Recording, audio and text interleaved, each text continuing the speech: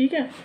So if the frequency of this parallel wire is increase from 100 megahertz, अगर आप 100 megahertz से ऊपर की फ्रीक्वेंसी पैरेलल वायर में यूज़ करेंगे तो बेसिकली लॉसेस हो जाएंगे। लॉसेस किस तरह के, I²R लॉसेस, ठीक है, एंड रेडिएशन लॉसेस। रेडिएशन भी एक तरह का लॉस है, यानी कि आपका सिग्नल लीक करने लगेगा आउटर स्पेस में, ठीक है। बेसिकली यहाँ principle of operation skin effect होता है। जब भी आप एक सिंगल वायर की बात करते हैं तो स्किन इफेक्ट के ज़रिए आपका सिग्नल फ्लो होता है। मैं आपको पहले भी बता चुकी हूँ, skin effect is the distribution of the current through out the cross section of the conductor. For example, ये आपका कंडक्टर है, बहुत पास से देख रहे हैं। जैसे कंडक्टर बहुत थिन होते हैं, जैसे कि 1 mm उसकी थिकनेस हुई है, ऐसा। ये क्रॉस सेक्शन है, ठीक है, ये इसका क्रॉस सेक्शन है, ये सामने से दिख रहा है। और ये जो गोल गोल दिख रहा है ये कोर, ठीक, या center of your you can say wire. तो जैसे जैसे आप सेंटर में आते जाएंगे from the edge, from the end या बोलें तो सेंटर में आपका करंट कम होता जाएगा, और बिल्कुल एट द कोर जो है करंट ज़ीरो हो जाएगी because of the density of the conductor. तो this is called the skin effect. Okay, the distribution of the current, variation in the distribution of the current around the cross section of the conductor, ठीक है। अगर आप, मैं इसको ऐसे सामने से फ्रंट से देखूं तो ये आप इस तरह से देख सकते हैं, ये आपका कंडक्टर है। और डिस्ट्रीब्यूशन ऑफ करंट आप देखिए इसमें कितनी डेप्थ तक सिग्नल जा सकता है। जैसे कि मान लीजिए ये है आपका, यहाँ के बाद आपका करंट ज़ीरो हो रहा है, तो वो आपकी स्किन डेप्थ हो गई।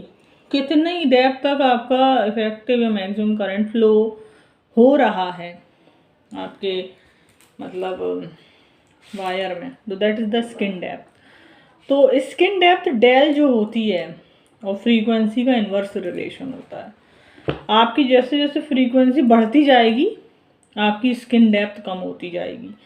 यानी कि अगर फ्रीक्वेंसी आपने इन्फिनिटी कर दी तो स्किन डेप्थ ज़ीरो हो जाएगी, यानी नो सिग्नल। मतलब सारा क्या हो गया, कोई सिग्नल फ्लो ही नहीं कर रहा है स्किन में कोई सिग्नल फ्लो नहीं कर रहा, सारा सिग्नल क्या हो गया, loss. There is signal loss आपका इन्फिनिटी हो गया, बहुत ज़्यादा, ठीक है। सेकंड, अगर आपका फ्रीक्वेंसी ज़ीरो है तो जो स्किन डेप्थ होगी वो इन्फिनिटी, यानी मतलब डीसी की बात करें तो पूरे वायर के सेंटर तक करंट रहेगा। सेंटर में भले ही कम रहेगा as compare to the skin of the wire. Skin में मैक्सिमम करंट कम होता जाएगा, सेंटर में बहुत कम रहेगा, ठीक है। तो यहाँ पे लॉस जो होंगे वो भी बहुत कम होंगे, मिनिमम होंगे। तो जैसे जैसे आप फ्रीक्वेंसी बढ़ाते जाएंगे तो वैसे वैसे लॉसेस भी आपके बढ़ रहे हैं, यानी रेडिएशन लॉस आपका बढ़ रहा है। I²R लॉस भी बढ़ेगा क्योंकि आपकी हीट जनरेट होगी वायर में, ठीक है। तो basically that is the reason why the parallel wire is not suitable for microwave frequency. Second, आपका जो वायर था वो मैंने यहाँ लिखा था कोएक्सियल केबल। कोएक्सियल केबल को आप अच्छे से जानते हैं, उसमें एक सेंटर कंडक्टर होता है और उसके बाद यहाँ पे होती है क्लैडिंग, यानी एक दूसरा आउटर कंडक्टर होता है। ये एक मतलब और शील्ड होती है या मैश होती है जो आपके सिग्नल को लीक होने से या रेडिएट होने से बचाती है। तो बेसिकली यहाँ पे जो प्रिंसिपल ऑफ ऑपरेशन है, यहाँ भी आपका जो करंट है वो सेंटर कंडक्टर में फ्लो कर रहा है, स्किन इफेक्ट होगा। मगर यहाँ पे जो भी आपने शील्डिंग करा हुआ है या उसको प्रोटेक्ट करा हुआ है सिग्नल, अगर कुछ रेडिएट होगा तो इससे रिफ्लेक्ट होकर वापस से इसमें आएगा, और बाकी शील्ड भी है तो प्रोटेक्ट करेगी रेडिएशन से। तो आप इसको अप टू 1 गीगाहर्ट्ज़ तक यूज़ कर सकते हैं। मगर अबव 1 गीगाहर्ट्ज़ की अगर बात करें अबव 1 गीगाहर्ट्ज में आपका डाइलेक्ट्रिक लॉस आपका यानी आएगा या इफेक्ट में आएगा। डाइलेक्ट्रिक लॉस में क्या होता है कि अगर ये जो डाइलेक्ट्रिक यूज़ किया जाता है इस यहाँ और इसके बीच में, ये क्लैडिंग है, ये कोर है, ये कोर है और ये क्लैडिंग है। Dielectric is used between the core and cladding. In case of the parallel wire, in between the both conductor, the medium is air, and here the medium is dielectric. And dielectric can be any kind of insulator.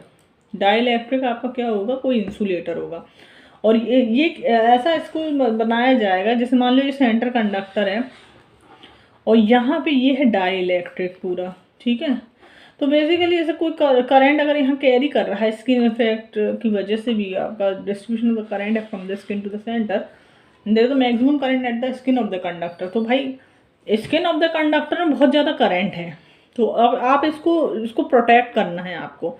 यानी ये जो बहुत ज़्यादा current flow हो रही है, maximum current, ये environment में लीक ना हो जाए। अगर लीक हो जाएगी तो लॉस हो जाएगा सिग्नल का। तो हमें इसको कन्फाइन ही करना है कि ये स्किन में ही रहे। तो बेसिकली हमने यहाँ डाइलेक्ट्रिक यानी इंसुलेटर का यूज़ करा। सबको मालूम है इंसुलेटर का क्या काम होता है। इंसुलेटर का काम होता है कि जो करंट है इंसुलेटर से पास ही नहीं होएगी, क्योंकि insulator are the bad conductor of electricity. तो बेसिकली इंसुलेटर करंट को पास नहीं करेगा, तो क्या होगा कि ये करंट जो है ज़्यादातर कन्फाइन ही रहेगा स्किन ऑफ द वायर में। और सिग्नल लॉस जो होंगे, किस तरह के लॉस कम हो जाएंगे, I²R लॉस कम हो जाएंगे और आपके रेडिएशन लॉस कम हो जाएंगे। भाई रेडिएशन लॉस की वजह से तो सिग्नल आपका बाहर जाएगा नहीं, कन्फाइन रहेगा स्किन में इंसुलेटर की वजह से। मगर अबव 1 गीगाहर्ट्ज की बात करें तो इसमें डाइलेक्ट्रिक लॉस होता है। क्यों? क्योंकि हाई फ्रीक्वेंसी में डाइलेक्ट्रिक क्या होता है, ये हाई फ्रीक्वेंसी कहलाती है अबव 1 गीगाहर्ट्ज, और इसमें डाइलेक्ट्रिक जो है वो क्रैक हो जाता है, ठीक है।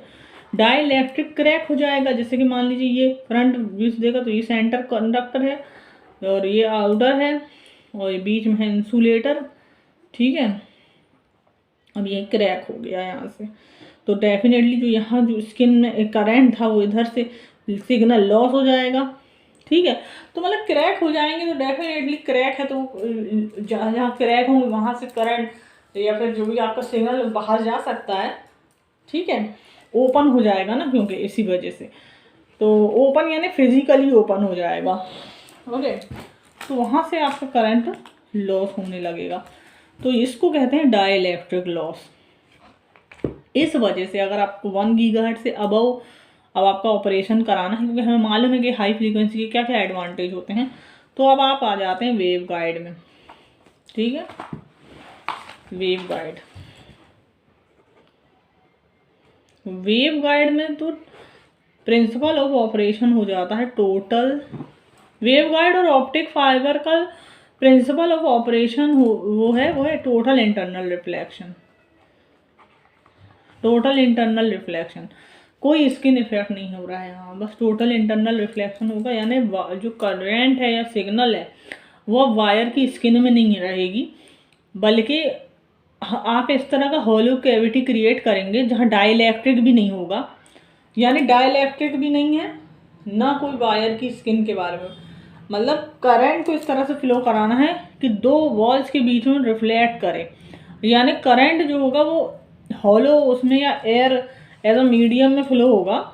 एक तरह से आप वायरलेस जैसे सिग्नल फ्लो होता है, मगर यहाँ पे वायरलेस नहीं है, ये तो एक मेटेलिक वो होती है, जैसे ये मेटेलिक कंडक्टर होता है रेक्टेंगुलर, ठीक है। मान लीजिए यहाँ सिग्नल आ रहा है इसमें, तो ये ऐसे ऐसे सिग्नल टोटली इंटरनली रिफ्लेक्ट करेगा यहाँ से, और वो इस तरह से रिफ्लेक्ट होके आगे जाएगा, ठीक है, और प्रोपागेट करेगा आगे। अब जितने भी इसकी लेंथ होगी, या तो ये एंटीना से जुड़ा है या जहाँ कहीं से भी है, तो इस तरह से आपका जो वेव गाइड है काम करती है, ठीक है। बेसिकली जैसे कोएक्सियल केबल, आपने कोएक्सियल केबल भी अभी आपने डिश टीवी देखी होगी। डिश टीवी में क्या होता है, एक डिश एंटीना होता है इस तरह का,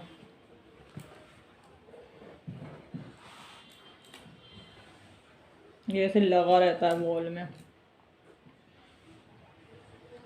ठीक है। तो बेसिकली सैटेलाइट से ऊपर से कोई सिग्नल आता है तो ये इसको कैच करता है डिश, और सारा जो है इसमें फोकस कर देता है। ये जो रिसीवर लगा है या फीडर लगा है, और ये फीडर जो है इसमें कोएक्सियल केबल होती है जो आपके घर के अंदर चली जाती है वहीं घुमा के रखे, और फिर ये एंड होती है सेट टॉप बॉक्स में। सबको पता है सेट टॉप बॉक्स में कोएक्सियल होती है, देखना उसको इस तरह का रहता है। वो ये डॉट है बीच में, ये पिन होती है, ऐसा होता है ऐसा कनेक्टर सा, ठीक है। तो ये ऐसे एंड हो जाती है यहाँ, और सेट टॉप बॉक्स से यूएसबी केबल के थ्रू आपका टीवी कनेक्ट होता है, ठीक है। तो ये आपका सेट टॉप बॉक्स है, आपका रिसीवर है, ठीक है। यहाँ से जो फ्रीक्वेंसी आ रही है वो आपकी ये यहाँ से गीगाहर्ट्ज़ फ्रीक्वेंसी आती है। अब ये इसको मेगाहर्ट्ज़ में कन्वर्ट कर देता है, टीवी में जाता है, ठीक है। तो बेसिकली सब इसी में फिल्टरिंग वगैरह होती है सिग्नल्स की, बहुत सारे सिग्नल इकट्ठा आते हैं। आपको जो देखना है चैनल आप वही देखते हो, मगर ब्रॉडकास्टिंग सैटेलाइट से हो जाती है सारे चैनल्स की। तो इस तरह से आपको एक्सियल केबल का मैं एग्जांपल बता रही हूँ यहाँ पे। वेव गाइड जो है बेसिकली इसी तरह से आपका कोई भी मतलब कनेक्शन हो, आपको एंटीना से रिसीवर तक एक वायर चाहिए या कुछ चाहिए, तो वो वेव गाइड भी आप इस्तेमाल कहीं कहीं करते हो जहाँ पर आप अबव 1 गीगाहर्ट्ज़ फ्रीक्वेंसी का इस्तेमाल करना है, जहाँ आपको डाइलेक्ट्रिक लॉसेस मतलब रिमूव करने हैं। तो इस तरह से आप वेव गाइड का इस्तेमाल करते हो।